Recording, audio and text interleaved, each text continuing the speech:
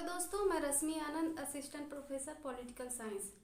जैसा कि हम प्राचीन राजनीतिक विचारक प्लेटो जी के बारे में पढ़ रहे हैं, उसमें हमने उनका जीवन परिचय और प्लेटो के न्याय संबंधी विचार, शिक्षा संबंधी विचार को पढ़ लिया है। आज हमारा टॉपिक है प्लेटो के साम्यवाद संबंधी विचार। तो आइए हम देखते हैं प्लेटो का साम्यवाद कैसा है। तो प्लेटो ने अपनी इनकी बुक है रिपब्लिक में न्याययुक्त आदर्श राज्य की स्थापना के लिए दो आधार स्तंभों पर बल दिया। अब ये दो आधार स्तंभ कौन कौन थे? एक शिक्षा था और एक साम्यवाद। एक शिक्षा है और एक साम्यवाद पर बल दिया है। तो शिक्षा द्वारा जो 50 वर्ष की आयु में 50 वर्ष की आयु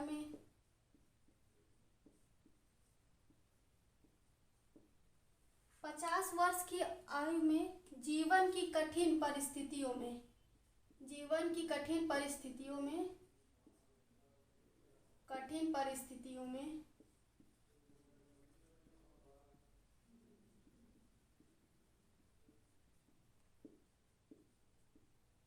व्यवहारिक शिक्षा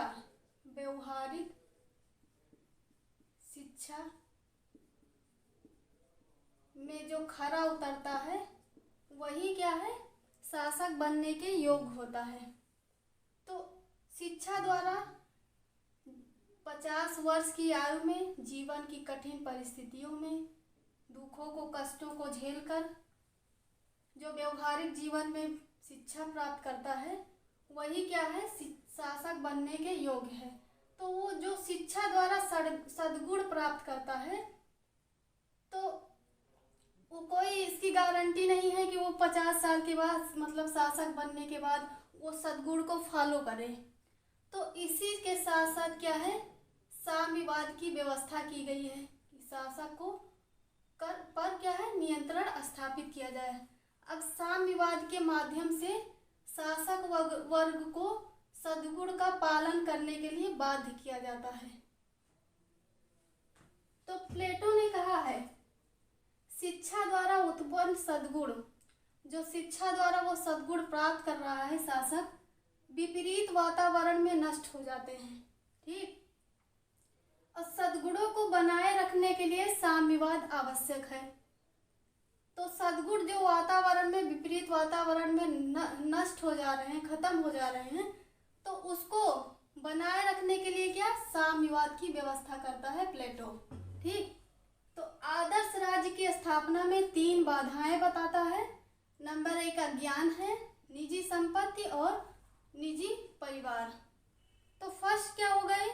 अज्ञान हो गया, दूसरा निजी संपत्ति होगा और तीसरा निजी परिवार। तो अज्ञान को तो शिक्षा के माध्यम से प्लेटो समाप्त कर दे रहा है। अज्ञानता किसके माध्यम से?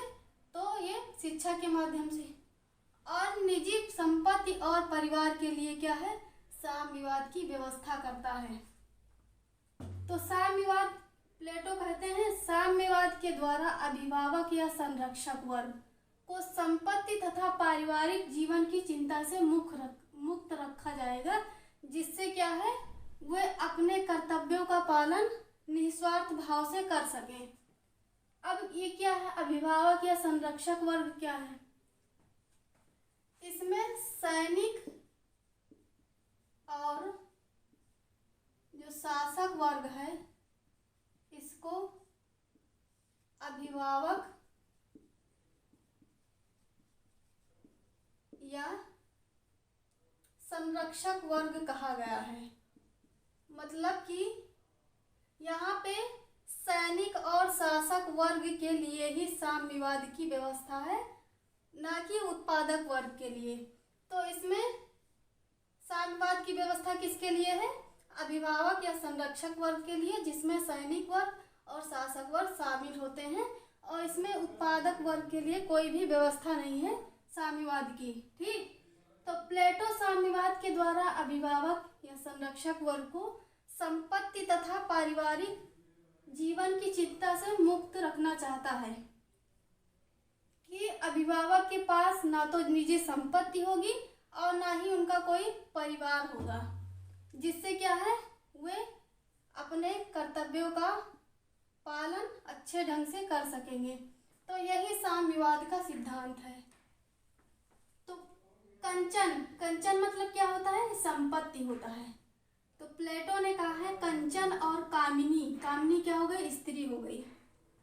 कंचन और कामिनी का मोह, कंचन और कामिनी का मोह क्या होता है? संरक्षक वर्ग को, जो ये संरक्षक वर्ग है, अभिभावक वर्ग है, उसको धन लोलुप बना लेता है, स्वार्थी और आसक्त बना देता है। अतः संरक्षक वर्ग को अपने कर्तव्य पथ से विचलित होने से रोकना अति आवश्यक है। ठीक, इसके लिए संपत्ति और पत्नियों का साम्यवाद का सिद्धांत दिया प्लेटो ने। अब प्लेटो कह रहे हैं कि संपत्ति, कंचन और कामिनी जो स्त्री है का मोह क्या होता है? संरक्षक वर्ग को धन लोलुप, स्वार्थी और आसक्त बना देता है।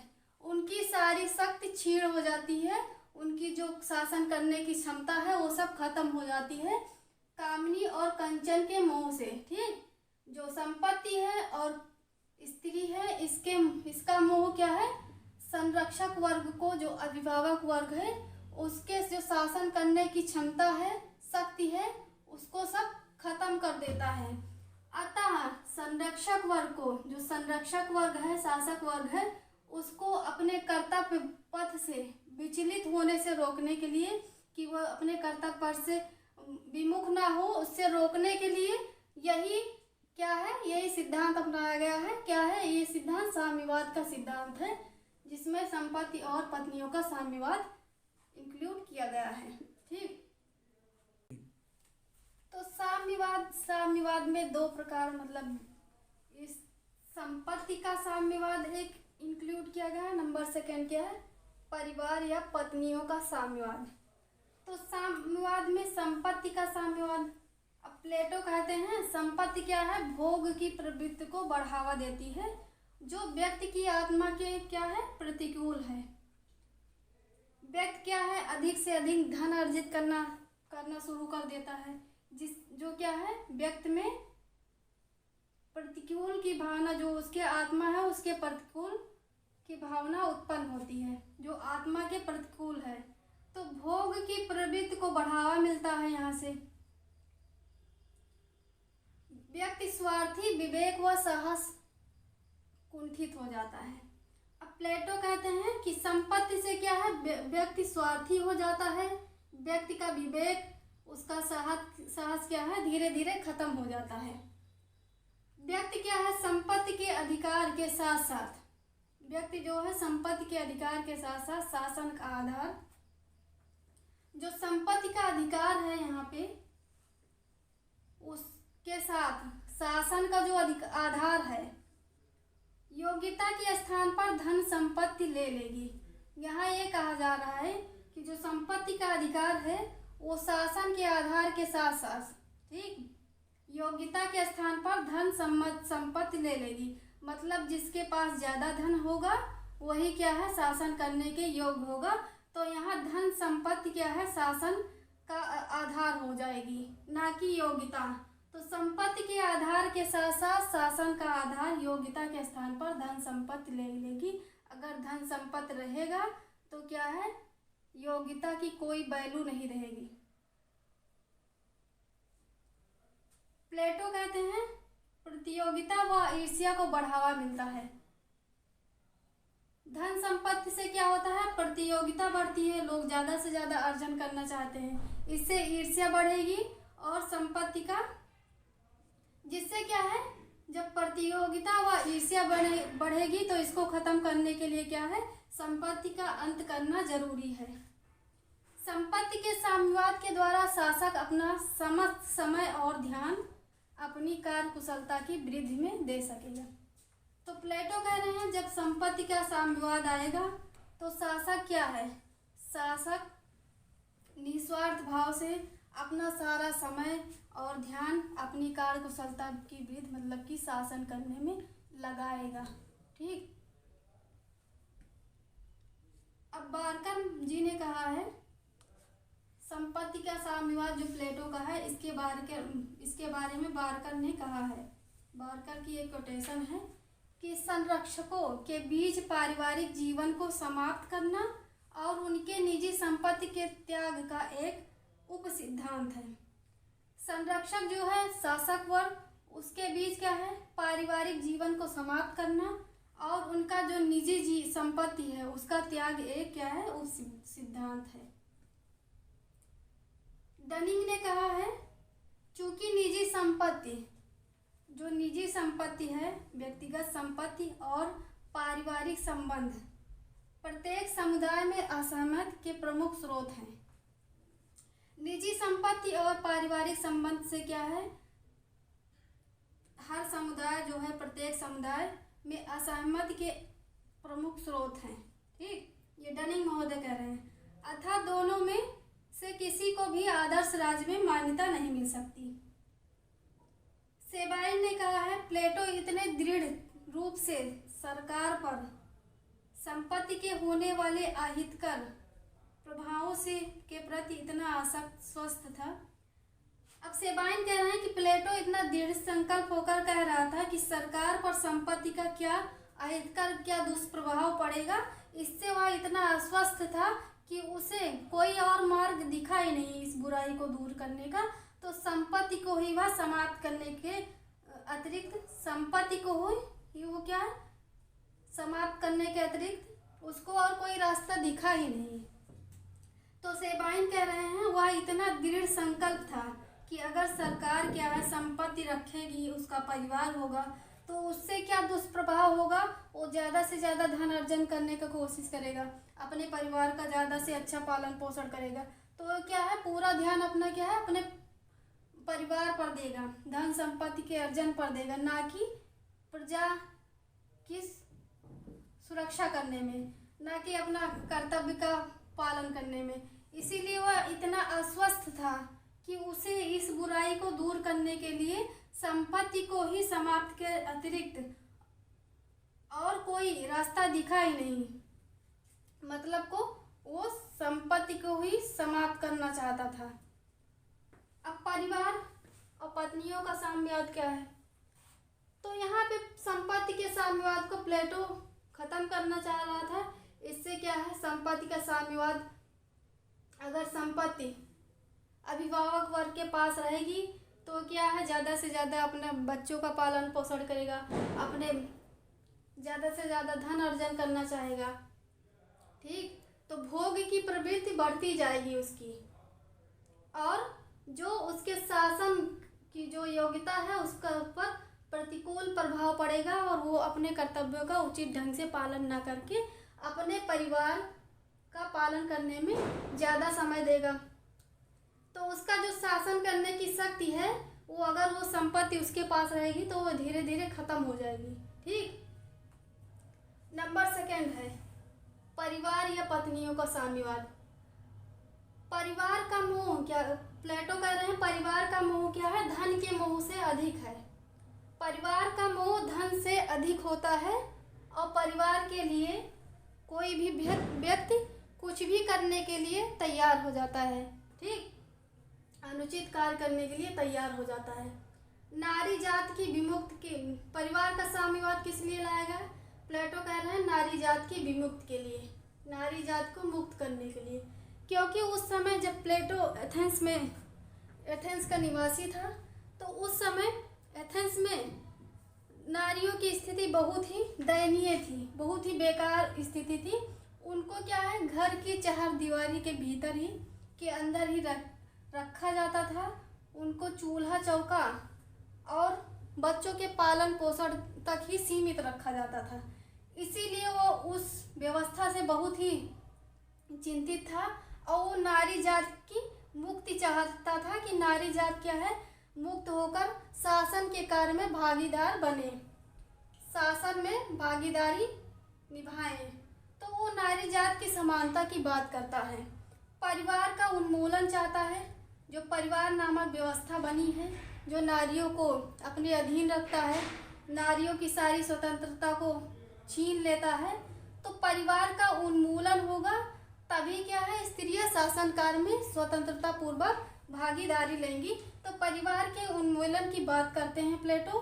स्त्री पुरुष में कोई भेद नहीं, मतलब स्त्री और पुरुषों में कोई भेद नहीं करता। स्त्री और पुरुष क्या है, समान रूप से शासन में भागीदार होंगे। स्त्रियां भी क्या है, पुरुषों के समान ही शासक वर्ग बनेगी और शासन में हिस्सेदारी लेंगी, संरक्षक वर्ग बनेगी, अभिभावक वर्ग बनेगी। तो स्त्री पुरुषों में कोई भेद नहीं होगा। अभिभावक वर्ग की क्षमता में वृद्धि होगी। जब स्त्रियां और पुरुष जब बराबर रूप से भागीदारी करेंगे तो क्या होगा, अभिभावक वर्ग की क्षमता में भी वृद्धि होगी और वे स्वतंत्र रूप से कार्य कर सकेंगे, अपनी कर्तव्य का पालन कर सकेंगे। जनसंख्या का संतुलन इससे होगा। नस्ल सुधार, अब कह रहे हैं पत्नियों के साम्यवाद से क्या होगा, नस्ल सुधार होगा। शासकों की शुद्ध विवेक की रक्षा होगी। शासक क्या है, निस्वार्थ भाव से शासन में हिस्सेदारी निभाएंगे, अपने कर्तव्यों का उचित ढंग से पालन करेंगे। राज्य में एकता, श्रेष्ठ संतानों की प्राप्ति की व्यवस्था। अब पत्नियों के साम्यवाद से क्या है, श्रेष्ठ संतानों की प्राप्ति की व्यवस्था अभी हम देखते हैं। प्लेटो ने कहा है। अब प्लेटो क्या कहते हैं देखते हैं हम। संरक्षक वर्ग, जो अभिभावक वर्ग है, संरक्षक वर्ग है, शासक वर्ग है, वो क्या है, स्त्री पुरुष दोनों में से कोई भी अपना निजी परिवार नहीं बसाएगा। शासक वर्ग में इसमें क्या है, स्त्री और पुरुष आ गए। ठीक, स्त्री पुरुष ये शासक हो गया। ठीक, अभिभावक वर्ग हुआ।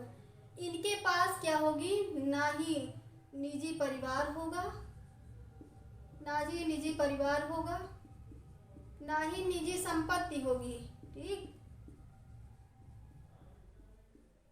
ना ही ये विवाह करेंगे। जब विवाह ही नहीं करेंगे तो इनका परिवार भी नहीं होगा, परिवार नहीं होगा तो उनके पालन पोषण के लिए कोई संपत्ति की आवश्यकता ही नहीं है।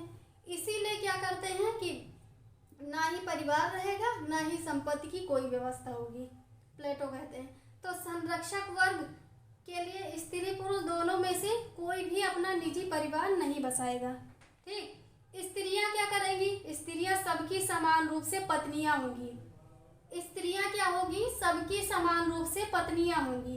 इनकी संतानें भी समान रूप से सभी की संतानें होंगी। तो प्लेटो कह रहे हैं कि जो स्त्रियां हैं वो सभी की पत्नियां होंगी। ठीक, अब उस समय ये व्यवस्था लाए थे, लेकिन ये क्या है, सबसे आलोचनीय पत्नियों का साम्यवाद ही सबसे विवादित विषय रहा है प्लेटो के साम्यवाद में। तो स्त्रियां क्या है, सबकी समान रूप से पत्नियां होगी। आज के समय में ये देखा जाए तो बहुत ही बेकार है, ये आज व्यवहारिक नहीं है। जैसा कि इनके जो शिष्य थे अरस्तु, उन्होंने इसकी कटु आलोचना की है और कहा है कि ये अमानवीय और अव्यवहारिक है।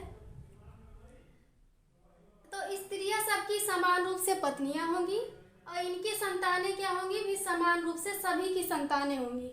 ना तो माता पिता अपनी संतान को जान सकेंगे और ना बच्चे माता पिता को। ठीक, कह रहे हैं कि ना ही बच्चे, जब सबकी स्त्रियां हैं वो सबकी समान रूप से पत्नियां होंगी, तो उनकी जो संतान होगी वो ना तो माता पिता को पहचानेगी, ना ही माता पिता क्या है अपने बच्चे को जान सकेंगे कि हमारा बच्चा कौन सा है। स्त्रियां भी मुक्त होकर इससे शासन में भाग ले सकेंगी, तो जिससे क्या होगा, परिवारों में संघर्ष का अंत होगा, अंततः राज्य की एकता में वृद्धि होगी। अभिभावक वर्ग की कार्य क्षमता में वृद्धि होगी। अब नस्ल सुधार क्या है, जब स्त्रियां पुरुषों के साथ संबंध बनाएंगी, जो श्रेष्ठ पुरुष होंगे तो उनसे श्रेष्ठ संतानें उत्पन्न होगी, हृष्ट पुष्ट होंगी, उनका दिमाग भी अच्छा होगा, तो इससे नस्ल क्या है, चेंज हो जाएगी। शासकों के शुद्ध विवेक में की रक्षा होगी। अब श्रेष्ठ संतानों की प्राप्ति की व्यवस्था है। तो पत्नियों का साम्यवाद हो गया है। ठीक, तो साम्यवाद में ना ही संपत्ति की व्यवस्था होगी, शासक वर्ग के लिए, ना ही परिवार की व्यवस्था होगी। तो जब ये दोनों नहीं रहेंगे तो सब शासक वर्ग क्या है, अपने कर्तव्यों का उचित ढंग से पालन करेगा। ठीक। पत्नियों के साम्यवाद की व्यवस्था में प्लेटो क्या करते हैं, कुछ नियम कानून बना के जाते हैं कि जो यौन संबंध होगा पति और मतलब स्त्री और पुरुष का, वो क्या होगा, राज्य के द्वारा नियंत्रित होगा। राज्य के द्वारा नियंत्रित होगा, द्वारा नियंत्रित। राज्य ही यह तय करेगा कि वो कहाँ और कब अपना ये संबंध स्थापित करेगा। ठीक। तो राज्य द्वारा नियंत्रित होगा ये जो स्त्री पुरुष का संबंध है, और जो उनकी संतान पैदा होगी वो क्या है, राज्य के द्वारा ही उसका पालन पोषण किया जाएगा।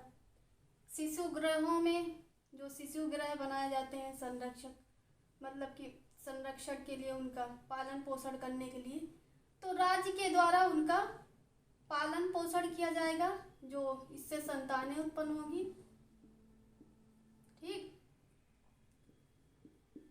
पालन पोषण किया जाएगा। तो सारी व्यवस्था क्या है, पत्नियां क्या है, सार्वजनिक रूप से सबकी पत्नियां होंगी, स्त्रियां, और जो उनका यौन संबंध है वो राज्य के द्वारा निर्धारित किया जाएगा, और जो उनकी संतानें उससे उत्पन्न होंगी उनके संबंधों से, वो क्या है, वो भी राज्य के द्वारा नियंत्रित की जाएंगी, राज्य के द्वारा उनका पालन पोषण किया जाएगा। अब साम्यवाद की क्या विशेषताएं हैं, आइए हम देखते हैं। ये अर्ध साम्यवाद है। अर्ध साम्यवाद क्यों है, क्योंकि इसमें केवल सैनिक और शासक वर्ग को ही शामिल किया गया है। सैनिक और शासक वर्ग को ही, अभिभावक वर्ग, अभिभावक या संरक्षक वर्ग कहा गया है। ठीक। तो केवल साम्यवाद में केवल इन्हीं जो शासक है, सैनिक वर्ग है, अभिभावक वर्ग या संरक्षक वर्ग जो है, इन्हीं को केवल इसमें साम्यवाद की व्यवस्था की गई, इन्हीं के लिए साम्यवाद की व्यवस्था की गई। और उत्पादक वर्ग जो है उसका कोई यहाँ पे जिक्र ही नहीं किया गया है। मतलब साम्यवाद किसके लिए है, केवल उच्च वर्ग के लिए, केवल अभिभावक वर्ग के लिए है, ना कि उत्पादक वर्ग के लिए। तो इससे यहाँ क्या है, अर्ध साम्यवाद की व्यवस्था हो गई। न्याय की पूरक व्यवस्था। अब न्याय की पूरक व्यवस्था के लिए शिक्षा और साम्यवाद की व्यवस्था की गई है, जिसमें शिक्षा क्या है, शिक्षा एक सकारात्मक साधन है, सकारात्मक साधन है। लेकिन जो साम्यवाद है क्या है, ये नकारात्मक साधन है। शिक्षा एक अच्छी व्यवस्था है, उसके द्वारा परिवर्तन लाया जा सकता है, न्यायपूर्ण समाज की स्थापना हो सकती है। लेकिन जो साम्यवाद है ये अव्यवहारिक है, ये नकारात्मक रूप में है। ठीक। तो अर्ध साम्यवाद हो गया न्याय की पूरक व्यवस्था। अभिजातवादी है। अभिजातवादी कैसे है, क्योंकि इसमें उच्च वर्ग को ही स्थान दिया गया है, जो उत्पादक वर्ग है इसको कोई स्थान नहीं दिया गया है इसमें। जबकि क्या है, समाज में उत्पादक वर्ग की ज़्यादा जनसंख्या है, तो ये अभिजातवादी है। राजनीतिक, अब प्लेटो की जो साम्यवाद है वो राजनीतिक आधार पर है, ना कि आर्थिक आधार पर। ठीक। जो राजनीति की उस समय व्यवस्था थी, उस उथल पुथल, उसको दूर करने का प्रयास करता है। उसमें जो भ्रष्टाचार फैला है, ना कि आर्थिक रूप से जो असमानता फैली है उसको दूर करने का प्रयास। तो राजनीतिक को इसमें महत्व दिया गया, आर्थिक को नहीं। तपस्यात्मक है। अब साम्यवाद क्या है, जब प्लेटो का साम्यवाद कैसा है, जब जो अभिभावक वर्ग है ना तो वो विवाह करेगा, ना ही कोई संपत्ति रहेगी, ना ही परिवार रहेगा उसके पास, तो क्या है, एक साधु की तरह हो जाएगा, क्योंकि उसका त्याग करने का मार्ग, मतलब अभिभावक क्या होता है, त्याग करता है। तो तपस्या करता है। ठीक, तपस्यात्मक हो गया इस प्रकार से। आर्थिक ढांचे में परिवर्तन नहीं। जो उत्पादक वर्ग है उस जो आर्थिक ढांचा मतलब उत्पादक कर रहा है उसमें कोई परिवर्तन नहीं। राज्य की एकता व्यवस्था क्या है? एकता की रक्षक है। साम्यवाद क्या है? राज्य की एकता की रक्षक व्यवस्था है। राज्य में एकता बनाए रखने में बहुत ही सहायक है। ठीक, तो जो प्लेटो हैं उनके जो साम्यवाद की आलोचना है, तो कुछ विचारकों ने साम्यवाद की आलोचना की प्लेटो के, तो उसमें जो उनका शिष्य था अरस्तु ने क्या किया? प्लेटो उनके गुरु थे, तो उनकी आलोचना की। जो साम्यवाद संबंधी विचार दिया है उनकी कटु आलोचना की अरस्तु ने, और कहा कि ये आधुनिक में क्या है, ये अव्यवहारिक है, इसको व्यवहार रूप में लागू नहीं किया जा सकता है, अमनोवैज्ञानिक है। ठीक, तो अरस्तु द्वारा आलोचना की गई। तो कुछ आलोचना हम देखते हैं, जैसे संपत्ति का समर्थक है। अरस्तु कहते हैं संपत्ति क्या है? संपत्ति बहुत ही आवश्यक है समाज व्यक्ति के लिए। संपत्ति जब रहेगी नहीं तो वो अपना सर्वांगीण विकास नहीं कर पाएगा। तो संपत्ति के समर्थक हैं। संपत्ति प्राकृतिक रूप से एक व्यक्ति के पास होनी चाहिए, जितनी उसको आवश्यकता है। तो संपत्ति का समर्थक है। प्लेटो क्या कहते हैं? संपत्ति क्या होना चाहिए? अभिभावक वर्ग के लिए संपत्ति की व्यवस्था नहीं करते हैं प्लेटो। जबकि जो अभिभावक वर्ग है उसके पास उसको कुछ बेसिक सी नीड्स मतलब उसको अपनी बेसिक सी आवश्यकता पूरी करने के लिए कौन हस्तक्षेप करता है? मतलब उसको जो बेसिक आधार है उसको कुछ आवश्यकता पड़ती है अभिभावक वर्ग को, तो वो कौन पूरा करता है? राज्य द्वारा पूरा किया जाएगा। लेकिन यहाँ क्या कह रहे हैं? निजी संपत्ति का समर्थक है अरस्तु। और निजी संपत्ति का आलोचना कौन करता है? प्लेटो करता है। प्लेटो कहता है निजी संपत्ति नहीं होनी चाहिए शासक वर्ग के पास। लेकिन अरस्तु क्या कहते हैं? निजी संपत्ति का समर्थक है। साम्यवाद अनुचित है। साम्यवाद क्या है? अनुचित है। वैयक्तिक संपत्ति का विकास सभ्यता का प्रतीक है। ठीक, हमारे सभ्यता का विकास कैसे हुआ? वैयक्तिक संपत्ति के विकास के साथ साथ हुआ। ठीक, परोपकार और उदारता की श्रेष्ठ मानवीय क्रिया नष्ट हो रही है। अब जो परोपकार है और उदारता, जब व्यक्ति के पास धन होगा, वो धनवान होगा, तभी तो वो दूसरों पर परोपकार करेगा या दूसरों को दे सकेगा। तो परोपकार और जो उदारता की श्रेष्ठ की भावना है, मानवीय भावना, वो क्या है? नष्ट हो जा रही है। जब उसके पास संपत्ति ही नहीं रहेगी तो वो किसको दान करेगा? तो अरस्तु कहते हैं कि अधिक अच्छा होगा। अरस्तु कह रहे हैं कि अधिक अच्छा होगा कि संपत्ति जो है, जो निजी संपत्ति है, वो निजी व्यक्ति के हाथों में हो। मतलब संपत्ति व्यक्तिगत हो, लेकिन उसका उपभोग क्या है? सार्वजनिक हो। उसका सभी लोग समान रूप से उपभोग करें। इससे क्या है? इससे राज्य को भी फायदा होगा और परिवार भी, दोनों को भी फायदा होगा। दोनों को भी समान लाभ से लाभ होगा, मतलब समान रूप से लाभ होगा दोनों को, परिवार को और राज्य को। संपत्ति का सिद्धांत अव्यवहारिक है। अब अरस्तु कह रहे हैं जो संपत्ति का सिद्धांत है वो अव्यवहारिक है। संपत्ति मानव के विकास के लिए बहुत ही महत्वपूर्ण है। इसके अभाव में व्यक्ति क्या है? अपना सर्वांगीण विकास नहीं कर सकता। परिवार व स्त्री जो साम्यवाद है, परिवार व पत्नियों का साम्यवाद जो दिया है प्लेटो ने, वो क्या है? नैतिकता और पवित्रता पर भीषण आघात करता है। अब प्लेटो कहते हैं सभी की जो पत्नियां हैं, मतलब स्त्रियां हैं, वो सभी की पत्नियां होंगी। वो कैसे ये संभव है कि एक स्त्री जो है सबकी पत्नियां होंगी? मतलब जो स्त्रियां हैं उसकी सबकी समान रूप से पत्नियां होंगी, ये संभव नहीं है। तो क्या कहते हैं? ये नैतिकता और पवित्रता पर भीषण आघात करता है। परिवार रहित शासक की व्यवहारिक कठिनाइयां हैं, उस पर अरस्तु कहते हैं कि प्लेटो महोदय, जो प्लेटो जी विचार कर रहे हैं कि परिवार रहित शासक की व्यवस्था।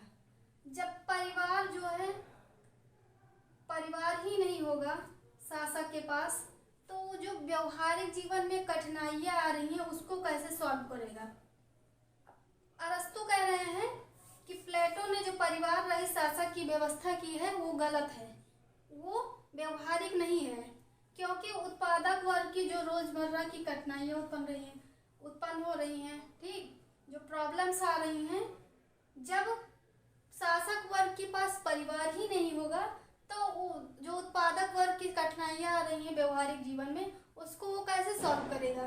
जब उसको व्यवहारिक ज्ञान ही नहीं है, जब उसके पास परिवार ही नहीं है, तो वो कैसे सॉल्व करेगा उत्पादक वर्ग की कठिनाइयों को। इसीलिए कह रहे हैं अरस्तु जी, जो प्लेटो के शिष्य थे, उन्होंने अपने गुरु की आलोचना की है और कहा है कि परिवार होना चाहिए, परिवार होना चाहिए, जिससे क्या है, शासक को व्यवहारिक जीवन का ज्ञान हो और वो कठिनाइयों को सॉल्व कर सके, प्रॉब्लम्स को सॉल्व कर सके जो शासन की मतलब कि उत्पादक वर्ग के जीवन में आ रही है, क्योंकि उत्पादक वर्ग की सुरक्षा का काम किसको सौंपा गया है, शासक वर्ग को, ठीक।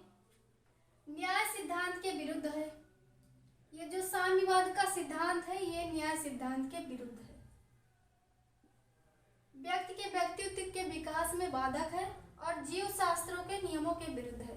अब जीव शास्त्रों के नियमों के विरुद्ध ऐसा है कि जो पत्नियों का साम्यवाद है, ठीक, जो स्त्री पुरुष का संबंध है, इससे जो श्रेष्ठ संतानें पैदा हो रही हैं, जो श्रेष्ठ संतानों की प्राप्ति का ये कंसेप्ट दिया गया है, कोई जरूरी नहीं है कि वो श्रेष्ठ ही पैदा हो। कुछ एग्जाम्पल्स हैं कि जीव शास्त्रों के नियमों के विरुद्ध है, कि कोई जरूरी नहीं है कि जो बहुत ही दिमागदार हो, उसका मतलब स्त्री पुरुष दोनों दिमागदार हो, बहुत ही स्वस्थ हो, तो ऐसा कोई जरूरी नहीं है कि जो उससे संतान पैदा होगी वो भी बहुत दिमागदार होगी, बहुत ही स्वस्थ होगी, ऐसा कोई गारंटी नहीं है। तो ये कहा गया है जीव शास्त्रों के नियमों के विरुद्ध है कि कोई जरूरी नहीं है कि श्रेष्ठ संतानों की उत्पत्ति से होगी, ठीक। तो ये हम साम्यवाद का कंसेप्ट आज पढ़ लिए हैं, जिसमें प्लेटो ने रिपब्लिक में दो प्रकार के साम्यवाद की बात की है, एक शिक्षा का साम्यवाद और एक संपत्ति का साम्यवाद। संपत्ति के मतलब साम्यवाद में फिर संपत्ति का साम्यवाद देते हैं और परिवार का साम्यवाद। तो शिक्षा का साम्यवाद हो गया, और शिक्षा मतलब पहला नंबर शिक्षा हो गई, दूसरा साम्यवाद। तो साम्यवाद में दो प्रकार है, संपत्ति का साम्यवाद और परिवार का साम्यवाद। तो इन दोनों को, ये दोनों की को समाप्त करने के पक्ष में है प्लेटो। मतलब जब ये दोनों ही नहीं रहेगा तो क्या होगा, साम्यवाद जो शासक वर्ग है, अभिभावक वर्ग, वो क्या है, निस्वार्थ भाव से अपने कर्तव्यों का पालन करेगा। तो अज्ञान को किसके माध्यम से दूर कर दिया जाता है, शिक्षा के माध्यम से, और निजी संपत्ति और निजी परिवार को साम्यवाद के माध्यम से नष्ट किया जाता है। क्योंकि ये इसीलिए आवश्यक है क्योंकि जो विपरीत वातावरण होता है, विपरीत वातावरण क्या हो गया यहाँ पे, तो निजी संपत्ति और निजी परिवार हो गया। तो व्यक्ति ने जो शासक वर्ग है, अभिभावक वर्ग है, संरक्षक वर्ग है, उसने जो सद्गुण प्राप्त किया था शिक्षा के माध्यम से, वो क्या है, जब ये दो विपरीत वातावरण है, तीन हो गया ना, एक अज्ञानता को शिक्षा के माध्यम से समाप्त कर दिया जा रहा है, और निजी संपत्ति और निजी परिवार, ये क्या हो गया, विपरीत वातावरण हो गए तीनों, ठीक। तो जो सद्गुण प्राप्त किया है अभिभावक वर्ग या संरक्षक वर्ग, जब विपरीत वातावरण में जाता है तो वो क्या हो जाता है, नष्ट हो जाता है।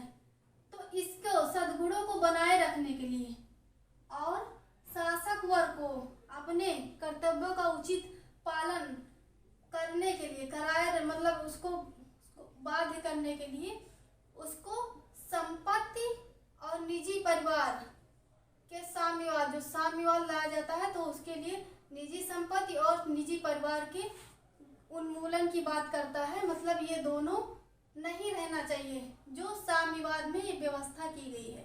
तो साम्यवाद किस लिए लाया जाता है, साम्यवाद जो सद्गुण है, जो विपरीत वातावरण में समाप्त हो रहा है, उसको सद्गुणों को बनाए रखने के लिए लाया जाता है।